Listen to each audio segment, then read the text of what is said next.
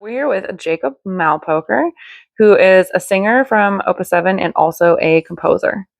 And I just want to start by asking you how long you've been singing with Opus 7. This will be my third season singing with Opus 7. I started in 2022 in the half season that we did coming out of COVID. My wife, Bridget, had been singing with Opus 7 for a long time and asked me to audition, and I did. And I'm really glad that I did because I've had a lot of really great experiences singing with Opus 7. I came to music really late.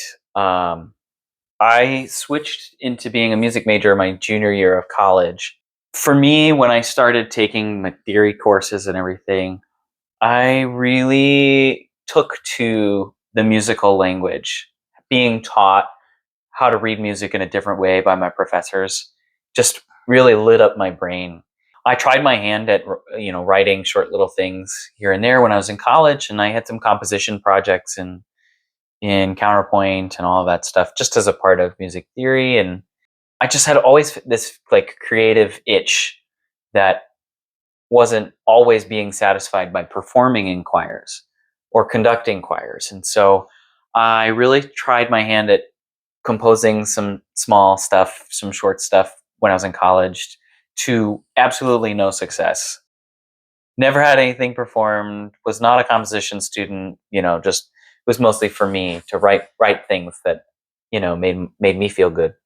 So fast forward a few years and I meet my wife, Bridget, who sings with Opus 7, and I go to one of her concerts and she introduces me to John Muleisen, who is the composer in residence for Opus 7. And he and I met up for a breakfast one day at the Maltby Cafe and kind of looked over some of the stuff I've written. And he took me on as a student, and I've been studying with him ever since, really working on that craft piece.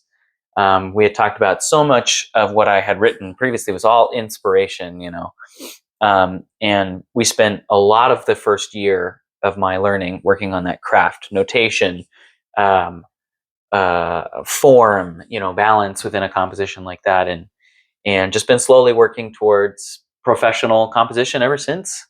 So Opus 7 is going to be performing one of your works, world premiere, right? Yes, yeah. Called Morning Song.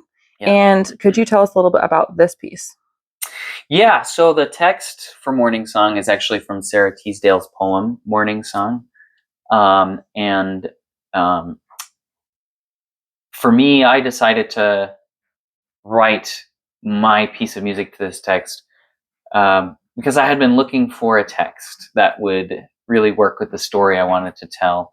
So the piece is a narrative piece that follows the morning after my dad died, and my morning that I experienced after my dad died. I woke up, in that early twilight where the light is blue and it kind of has that glow.